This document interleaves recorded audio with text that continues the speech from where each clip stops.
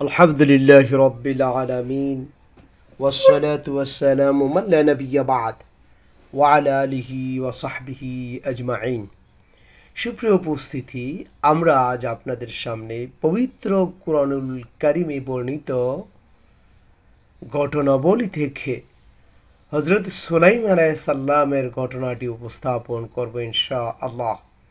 হযরত সুলাইমান আলাইহিস সালাম রানী বিলকিসের নিকট যে পত্র প্রেরণ করেছিলেন, আল্লাহ সুবহানাহু তাআলা পবিত্র কুরআনুল কারীমের সূরা নাহালের মধ্যে তা বিস্তারিতভাবে আলোচনা করেছেন।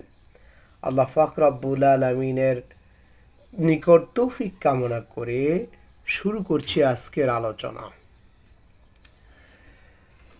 আল্লাহ রব্বুল আলামিন পবিত্র কুরআনুল কারীমের ২৭ নম্বর সূরার ১৭ নম্বর আয়াতে বলেন, অর্থাৎ সূরা নাহালের ১৭ নম্বর আয়াতে বলেন, وحشر لسليمان جنوده من الجن والإنس والطير فهم يوزعون। সুলাইমান হয়েছিল দাউদের উত্তরাধিকারী এবং সে বলেছিল, হে মানুষ, আমাকে পক্ষীকুলের ভাষা শিক্ষা দেওয়া হয়েছে এবং আমাকে দেওয়া হয়েছে সকল কিছু। এটা সুস্পষ্ট অনুগ্রহ। তাফসীর কারকগণ এই কথার ব্যাখ্যায় বলেছেন, এখানে বোঝানোর উদ্দেশ্য হলো আল্লাহ তাআলা হযরত সুলাইমান আলাইহিস সালামকে যে রাজত্ব দিয়েছিলেন, কেবল তা মানুষের মধ্যেই সীমাবদ্ধ ছিল না, বরঞ্চ জিন, পশু পাখির উপরও তা ব্যপ্ত ছিল। তিনি যখন কোনো দিকে বের হতেন, তখন তার সেনাদল যেমন থাকতো মানুষ, তেমন থাকতো জিন ও পাখির দলও। এভাবে তার বাহিনীর সদস্য সংখ্যা এত বিপুল হয়ে যেত যে তাদেরকে নিয়ন্ত্রণ রাখার জন্য বিশেষ ব্যবস্থা গ্রহণ করতে হতো, বরং তাদের মধ্যে সর্বদাই শান্তি শৃঙ্খলা বজায় থাকত। অর্থাৎ তিনি পিতা দাউদ নবীর নবুয়ত ও রাজত্বের উত্তরাধিকারী হন। সুলাইমান আলাইহিস সালাম পাখিদের বাসা বসতেন এবং তার শব্দ করে কিছু বুঝাতে চায় তিনি তা মানুষকে তার ব্যাখ্যা বলতেন। আল্লাহ সুবহানাহু তাআলা সূরা আন-নাহলের ২০ থেকে ২৪ নম্বর আয়াতে বলেন, وتفقد الطير فقال ما لي لا أرى الهدهد أم كان من الغائبين لأعذبنه عذابا شديدا أو لأذبحنه أو ليأتيني بسلطان مبين فمكث غير بعيد فقال أحط بما لم تحط به وجئتك من سبأ بنبأ يقين إني وجدت امرأة تملكهم وأوتيت من كل شيء ولها عرش عظيم وجدتها وقومها يسجدون للشمس من دون الله وزين لهم الشيطان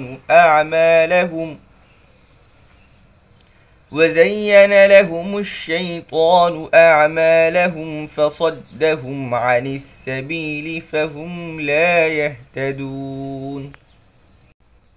সুলাইমান আলাইহিস সালাম পক্ষীদের খোঁজ খবর নিলেন, অতঃপর বললেন, কি হলো? হুদহুদকে দেখছি না কেন? নাকি সে অনুপস্থিত? সে উপস্থিত উপযুক্ত কারণ না দর্শালে আমি অবশ্যই তাকে কঠোর শাস্তি দেব কিংবা হত্যা করব। কিছুক্ষণের মধ্যে হুদহুদ এসে বলল, আপনি যা অবগত নন আমি তা অবগত হয়েছি। আমি আপনার কাছে সাবা থেকে নিশ্চিত সংবাদ নিয়ে আগমন করেছি। আমি এমন এক নারীকে সাবাবাসীদের উপর রাজত্ব করতে দেখেছি, তাকে সব কিছু দেওয়া হয়েছে এবং তার একটা বিরাট সিংহাসন রয়েছে। আমি তাকে ও তার সম্প্রদায়কে দেখলাম তারা আল্লাহর পরিবর্তে সূর্যকে সেজদা করে। শয়তান তাদের দৃষ্টিতে তাদের কার্যাবলী সুশোভিত করে দিয়েছে, অতঃপর তাদেরকে সৎপথ থেকে নিবৃত্ত করছে, অতএব তারা সৎপথ পায় না। সুলাইমান আলাইহিসসালাম পাখিদের দ্বারা বিভিন্ন কাজ নিতেন।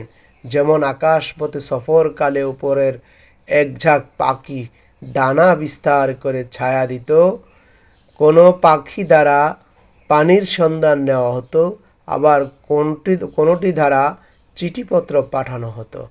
হুদহুদ পাখি সম্পর্কে প্রসিদ্ধ আছে যে কোথাও মাটির নিচে পানি থাকলে সে বুঝতে পারত, এক আধা হাত নিচে কেঁচু থাকলে সে টের পায় এবং মাটি খুঁড়ে তা বের করে ফেলে। আল্লাহ তাআলা সর্বশক্তিমান, তিনি বিশেষ বিশেষ সৃষ্টিকে বিশেষ বিশেষ ক্ষমতা অনুভব শক্তি দান করতেই পারেন, তাতে অবাক হওয়ার কিছুই নেই। অনুবাদক তগি উসমানী তাফসির উসমানী অবলম্বনে এই কথাটি বলা হয়েছে। সাবা একটি জাতির নাম। ইয়েমেনের একটি অঞ্চলে তারা বসবাস করে। সেই জাতির নাম অনুসারে অঞ্চলটিকেও সাবা বলা হতো। হযরত সুলাইমান আলাইহিসসালামের রাজত্বকালে এক রানী সে দেশ শাসন করত। ঐতিহাসিক বর্ণনাসমূহের মতে তার নাম হলো বিলকিস। হুদহুদের কাছে অবাক লেগেছে এ কারণে যে একজন নারী গোটা এক সম্প্রদায়কে শাসন করে এরূপ অভিজ্ঞতার সম্মুখীন সে আর কখনো হয়নি। তার কাছে এটা যেন স্বভাব প্রকৃতির বিপরীত বলে মনে হচ্ছিল। হাদিসেও রাসূলুল্লাহ সাল্লাল্লাহু আলাইহি সাল্লাম এটি বর্ণনা করেছেন। সেই জাতি কখনো সফল হতে পারে না যে তার শাসনভার কোনো নারীর হাতে ন্যস্ত করে। সূরা আন-নাহলের ২৭ থেকে ৩১ নম্বর আয়াতে আল্লাহ সুবহানাহু ওয়া তাআলা বলেন, قال سننظر أصدقت أم كنت من الكاذبين اذهب بكتابي هذا فألقه إليهم ثم تول عنهم فانظر ماذا يرجعون قالت يا أيها الملأ إني ألقي إلي كتاب كريم إنه من سليمان وإنه بسم الله الرحمن الرحيم ألا تعلوا علي وأتوني مسلمين সুলাইমান আলাইহিস সালাম বললেন, এখন আমি দেখব তুমি কি সত্যিই বলেছ না তুমি মিথ্যাবাদী। তুমি আমার এই পত্র নিয়ে যাও এবং এটা তার কাছে অর্পণ করো, অতঃপর তার কাছ থেকে সরে পড়ো এবং দেখবে তারা কি জবাব দেয়। বিলকিস বলল, হে পরিষদবর্গ, আমাকে একটি সম্মানিত পত্র দেওয়া হয়েছে। সেই পত্র সুলাইমান আলাইহিস সালামের পক্ষ থেকে এবং তা দয়াময় পরম দয়ালু আল্লাহ তাআলার নামে শুরু। আমার মোকাবেলায় শক্তি প্রদর্শন করো না এবং বশ্যতা স্বীকার করে আমার কাছে উপস্থিত হও। অনুমান করা যায় ইয়েমেনের অঞ্চলটি হযরত সুলাইমান আলাইহিস সালামের সাম্রাজ্যভুক্ত ছিল, কিন্তু কোনো এক সময় এই নারী সেখানে নিজ কর্তৃত্ব প্রতিষ্ঠার জন্য গোপন চেষ্টা চালায় এবং তাতে সফলতাও লাভ করে।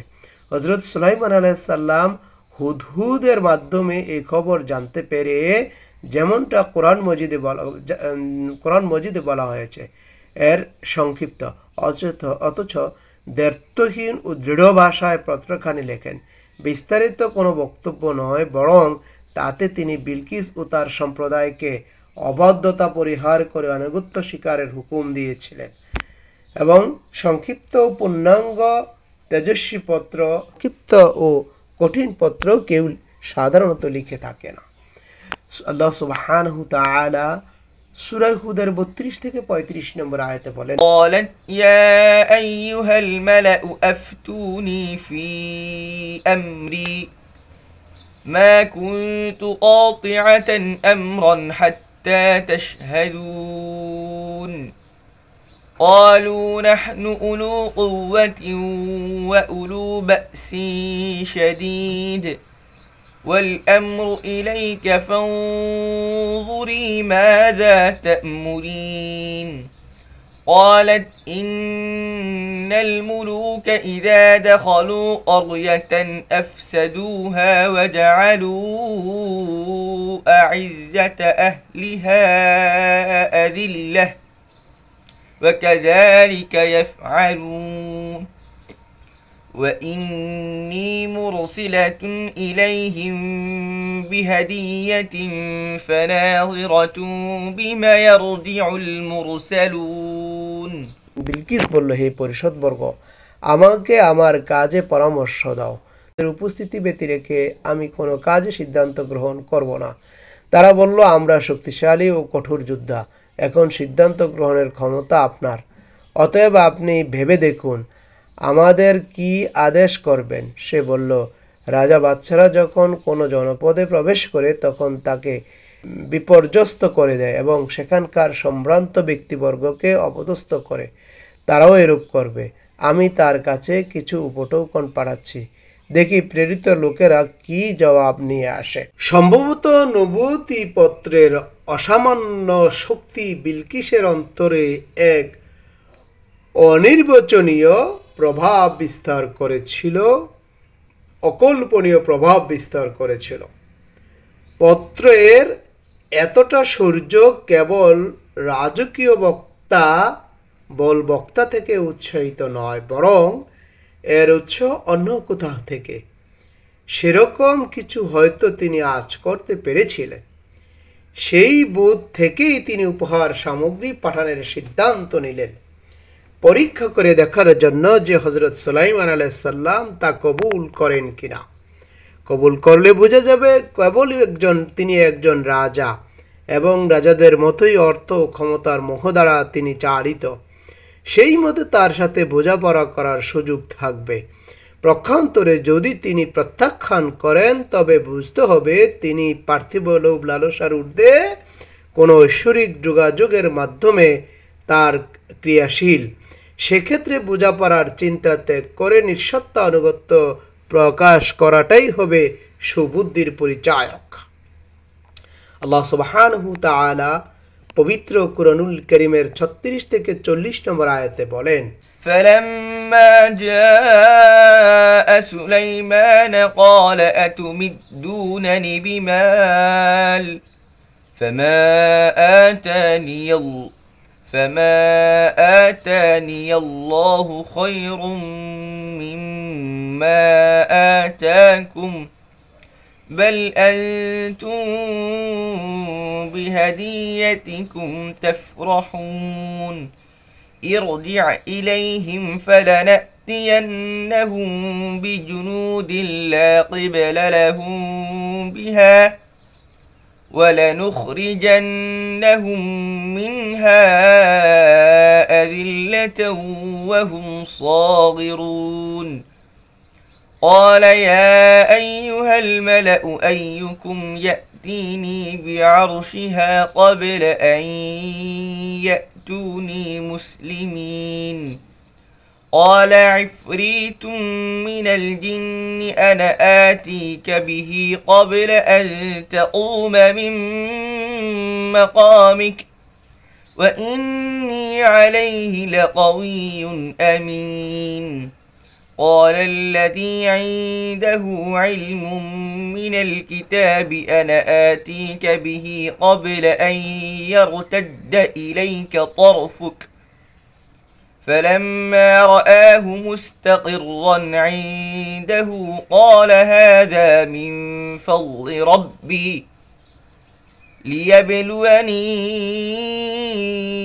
أأشكر أم أكفر ومن شكر فإنما يشكر لنفسه ومن كفر فإن ربي غني كريم অতঃপর যখন দূত সুলাইমান আলাইহিস সালামের কাছে আগমন করলো, তখন সুলাইমান আলাইহিস সালাম বললেন, তোমরা কি ধন সম্পদ দ্বারা আমাকে সাহায্য করতে চাও? আল্লাহ আমাকে যা দিয়েছেন তা তোমাদের প্রদত্ত বস্তু থেকে উত্তম, বরং তোমরাই তোমাদের উপঢৌকন নিয়ে সুখে থাকো, ফিরে যাও তাদের কাছে।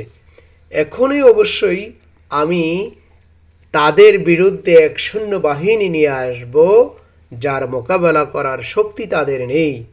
আমি অবশ্যই তাদেরকে অপদস্থ করে সেখান থেকে বহিষ্কার করব এবং তারা হবে লাঞ্ছিত। সুলাইমান আলাইহিস সালাম বললেন, হে পরিষদবর্গ, তারা আত্মসমর্পণ করে আমার কাছে আসার পূর্বে কে বিলকিসের সিংহাসনকে এনে দেবে? জনৈক দৈত্য জিন বলল, আমি আপনার স্থান থেকে ওঠার পূর্বেই তা এনে দেব এবং আমি এ কাজে শক্তিবান ও বিশ্বস্ত। কিতাবের জ্ঞান যার ছিল সে বলল, আপনার দিকে আপনার চোখের পলক ফেলার পূর্বেই আমি তা এনে দেব। অতঃপর সুলাইমান আলাইহিস সালাম যখন তার সামনে রক্ষিত দেখলেন, তখন বললেন, এটা আমার প্রতিপালক বা পালনকর্তার অনুগ্রহ, যাতে তিনি আমাকে পরীক্ষা করবেন যে আমি কৃতজ্ঞতা প্রকাশ করি না অকৃতজ্ঞতা প্রকাশ করি। যে কৃতজ্ঞতা প্রকাশ করে সে নিজের উপকারের জন্যই কৃতজ্ঞতা প্রকাশ করে, এবং যে অকৃতজ্ঞতা প্রকাশ করে সে জানুক যে আমার পালনকর্তা অভাব মুক্ত কৃপাশীল। হযরত সুলাইমান আলাইহিস সালামের সামনে রানী বিলকিসের মুজিজা সুলাইমান আলাইহিস সালাম রানী বিলকিসের সামনে মুজিজা প্রকাশ করতে চাচ্ছিলেন। এজন্য তিনি রানীর সিংহাসনটিকেই বেছে নেন। রানী এসে পৌঁছার আগেই তার বিশাল ভারী সিংহাসনটি হযরত সুলাইমান আলাইহিস সালামের দরবারে হাজির হয়ে যায়। তবে এক অলৌকিক কাণ্ড হিসেবে তা রানীকে অবশ্যই প্রভাবিত করবে, যে তার নবুয়তের শক্তি দ্বারা এবং তার নবুয়তের সত্যতা তার সামনে প্রস্ফুটিত হয়ে উঠবে। যে ব্যক্তি বলেছিলেন হযরত সুলাইমান আলাইহিস সালামের দরবার শেষ হওয়ার আগেই সিংহাসনটি তার কাছে এনে দিবে, সে ছিল জিন। হযরত সুলাইমান আলাইহিস সালাম একে অত্যন্ত বিশ্বস্ত আশ্বস্ত করছিলেন যে সিংহাসনটি এনে দেওয়ার মতো ক্ষমতা তো তার আছেই, সে সঙ্গে তার আমানতদারও বটে। কাজেই তাতে সে যে সোনারূপা হীরা জহরত আছে তার কোনরূপ এদিক সেদিক হবে না। যার কাছে ছিল কিতাবের ইলম, সে কে ছিল? এই ব্যক্তি ছিল কে? কোরআন মজিদের বিস্তারিত কোন রকমের সুস্পষ্ট বর্ণনা নেই। এটির বেশিরভাগ যে কিতাবের ইলম দ্বারা তাওরাতের ইলমকে বোঝানো হয়েছে। কোন মুফাসসিরিন কিরাম বলেন, ইনি ছিলেন হযরত সুলাইমান আলাইহিস সালামের মন্ত্রী আসফ ইবনে বারখিয়া, যার ইসমে আজম জানা ছিল, আর সেই শক্তি দাবি করেছিলেন চোখের পলকের ভেতরেই তিনি সিংহাসনটি এখানে এনে দিতে পারবেন। অপরদিকে ইমাম রাজি সহ অনেকেই এই মত প্রাধান্য দিয়েছেন যে ইনি ছিলেন খুদ হযরত সুলাইমান আলাইহিস সালাম। কেননা কিতাবের ইলম তার যেমনটা ছিল সেই পরিমাণ অন্য কারো ছিল না। প্রথমে দরবারি লোকজন বিশেষত জিনদের লক্ষ্য করে বলেছিলেন, এমন কে আছো আমার কাছে এনে দিতে পারবে? এটি আমার কাছে এনে দিতে পারবে বিলকিসের সিংহাসনটি। বস্তুত এর দ্বারা উদ্দেশ্য ছিল জিনদের দর্পচূন্য করা। সুতরাং যখন একজন জিন দর্প করে বলে উঠল, আমি আপনার দরবার শেষ হওয়ার আগেই সেটি এনে দেব, তখন তার কথার পিঠে হযরত সুলাইমান আলাইহিস সালাম নিজেই বললেন, তুমি তো দরবার শেষ হওয়ার কথা বলছো, অথচ আল্লাহ তাআলার ইচ্ছায় আমি মুআজ্জাজা স্বরূপ সেটি তোমার চোখের পলকের ভেতর এখানে নিয়ে আসব। খুব সম্ভবত এই বলে তিনি আল্লাহ তাআলার কাছে দোয়া করলেন এবং আল্লাহ তাআলা সেই মুহূর্তে বিলকিসের সিংহাসনটি সেখানে নিয়ে আসলেন। আল্লাহ সুবহানাহু ওয়া তাআলা পবিত্র কুরআনুল কারীমের সূরা আন-নাহলের 41 থেকে 44তম আয়াতে বলেন, قال نكروا لها عرشها ننظر أتهتدي أم تكون من الذين لا يهتدون فلما جاءت قيل أهكذا عرشك قالت كأنه هو وأوتينا العلم من قبلها وكنا مسلمين وصدها ما كانت تعبد من دون الله إنها كانت من قوم كافرين قيل لها ادخل الصرح فلما رأته حسبته لجة وكشفت عن ساقيها قال إنه صرح ممرد من قوارير قالت رب إني ظلمت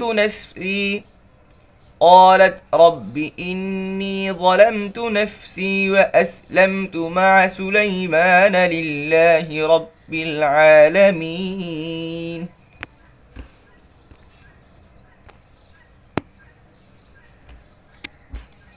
তারপর সুলাইমান আলাইহিস সালাম বললেন, বিলকিসের সামনে তার সিংহাসনের আকার আকৃতি বদলিয়ে দাও, দেখবেও সে সঠিক বুঝতে পারে না সে তাদের অন্তর্ভুক্ত যাদের দিশা নেই।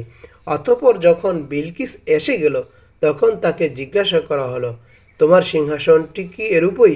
সে বলল, মনে হয় এটাই সেটা। আমরা পূর্বে সমস্ত অবগত হয়েছি এবং আমরা আজ্ঞাবহ হয়ে গেছি। আল্লাহর পরিবর্তে সে যার ইবাদত করত সে তাকে ঈমান থেকে নিবৃত্ত করেছিল। নিশ্চয়ই সে কাফের সম্প্রদায়ের অন্তর্ভুক্ত ছিল। তাকে বিলকিসকে বলা হলো, এই প্রাসাদে প্রবেশ করো। যখন সে তার প্রতি দৃষ্টিপাত করল সে ধারণা করল যে এটি একটি স্বচ্ছ গভীর জলাশয়। সে তার পায়ের খোঁচা খুলে ফেলল, অর্থাৎ পায়ের জুতা খুলে ফেলল। সুলাইমান বলল, এটা তো স্বচ্ছ স্ফটিক নির্মিত প্রাসাদ। বিলকিস বলল, হে আমার পালনকর্তা, আমি তো নিজের প্রতি জুলুম করেছি। আমি সুলাইমান আলাইহিস সালামের সাথে বিশ্বজাহানের পালনকর্তা আল্লাহ তাআলার কাছে আত্মসমর্পণ করলাম। এটিকে অচেনা বানিয়ে দাও, অর্থাৎ সিংহাসনটিকে অচেনা বানিয়ে দাও, আকৃতি এমনভাবে পরিবর্তন করো যাতে এটিকে চিনতে কষ্ট হয়। এর দ্বারা তার বুদ্ধিমত্তা যাচাই করা যাক। বিলকিস বুঝে ফেললেন সিংহাসনটির আকৃতি কিছুটা রদবদল করা হয়েছে। তাই একদিকে তো তিনি নিশ্চিত করে বলেননি যে এটি সেটি, বরং সে শব্দ ব্যবহার করেন একমাত্র সন্দেহ রেখে দিয়েছিলেন। অপরদিকে বাকভঙ্গি অবলম্বন করেছিলেন এমন যা দ্বারা বুঝিয়েছিলেন তিনি সিংহাসনটি ঠিকই চিনতে পেরেছেন। অর্থাৎ আপনি যে সত্য নবী তা বুঝবার জন্য মুজিজা দেখানোর কোনো প্রয়োজন আমার ছিল না, বরং আমার দূত মারফত আপনার যে খবর পেয়েছিলাম তার দ্বারাই আমি নিশ্চিত হয়ে গিয়েছিলাম আপনি একজন সত্য নবী, এবং তখনই আমি ইচ্ছা করেছিলাম আপনার আনুগত্য স্বীকার করার জন্য। বিলকিস এসে বলেছিলেন, আমাদেরকে তো এর আগেই আপনার সত্য সম্পর্কে জ্ঞান দেওয়া হয়েছিল। এটা ছিল তার বুদ্ধিমত্তা ও সত্যনিষ্ঠার পরিচায়ক। তাই আল্লাহ তাআলা তার প্রশংসা করেছেন। বস্তুত সেই এক বুদ্ধিমতী নারী ছিল। তা সত্য যে এ পর্যন্ত ঈমান আনেনি সেটা ছিল পরিবেশ পরিস্থিতির প্রভাব, আর তার সম্প্রদায়ের সমস্ত লোক ছিল কাফের। এরকম পরিবেশ থাকলে মানুষ কোনো রকমের চিন্তা ভাবনা ছাড়াই সকলের দেখাদেখি কাজ করে। সকলে সূর্যের পূজা করত, বেশ সেও তা করত, কিন্তু বোঝার সমজ সমজ যেহেতু ভালো ছিল, তার বোঝার শক্তি যেহেতু ভালো ছিল, তাই যখন সত্যের প্রতি তার দৃষ্টি আকর্ষণ হলো তখন আর দেরি করল না, পত্র পাঠকের সামনেই পত্র পাঠক সত্য বলে মেনে নিল, পত্রকে সত্য বলে মেনে নিল। হযরত সুলাইমান আলাইহিস সালাম দুনিয়া প্রেমী লোকদের উপর প্রভাব বিস্তার করার লক্ষ্যে এক জমকালো শীষ মহল নির্মাণ করেছিলেন। তার সামনের চত্বর ছিল একটি জলাশয়, যার উপরে ছিল শস্য সীসার ছাদ ঢালাই করে দেয়া। গভীরভাবে লক্ষ্য না করলে সীসার ছাদটি চোখে পড়তো না, সরাসরি পানির উপরেই নজর পড়তো এবং মনে হতো সেটি একটি উন্মুক্ত জলাশয়। মহলে প্রবেশ করতে হতো সেই জলাশয়ের উপর দিয়েই। সুতরাং বিলকিস যখন তাতে প্রবেশ করার জন্য এগিয়ে চলল, সামনে এসে জলাশয়টি পড়ল। সেটি যেহেতু গভীর ছিল না, তাই তিনি এগিয়ে যেতেই থাকলেন, আর যাতে পরিধানের কাপড় ভিজে না যায় তাই তিনি একটু উঁচিয়ে ধরলেন। তাতে তার পায়ের নলা খানিকটা খুলে গেল। তখন হযরত সুলাইমান আলাইহিস সালাম তাকে বলল, কাপড় উঁচানোর দরকার নেই, জলাশয়ের উপর সীসা ঢালা ছাদ রয়েছে, উপর দিয়ে গেলে ভেজার কোনো আশঙ্কা নেই। রানী বিলকিস তো আগেই নিশ্চিত হয়ে গিয়েছিলেন হযরত সুলাইমান আলাইহিস সালাম সত্য নবী। তারপর যখন জমকালো শীষমহল দেখলেন তখনই ভেবে অভিভূত হয়ে গেলেন আল্লাহ তাআলার নবুয়তের সাথে সাথে দুনিয়ার দিক থেকেও তাকে কতটা শান শৌকত দান করেছেন। এতে তার অন্তরে হযরত সুলাইমান আলাইহিস সালামের প্রতি ভক্তি শ্রদ্ধা আরও বেড়ে গেল।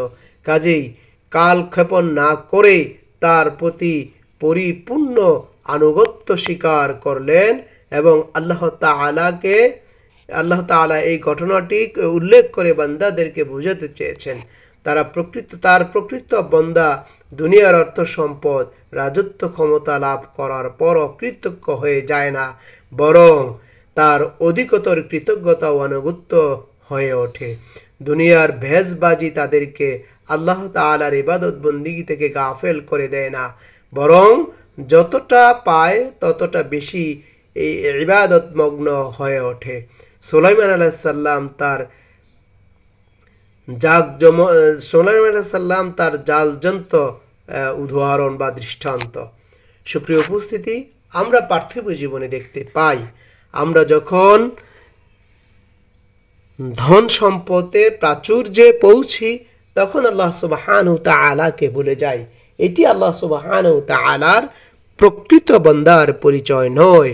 সুতরাং আমাদেরকে আল্লাহ সুবহানাহু ওয়া তাআলার ইবাদত সঠিক মতে করতে হবে। আল্লাহ তাআলার ধন সম্পদের মোহে পড়ে আল্লাহ তাআলাকে ভুলে গেলে চলবে না।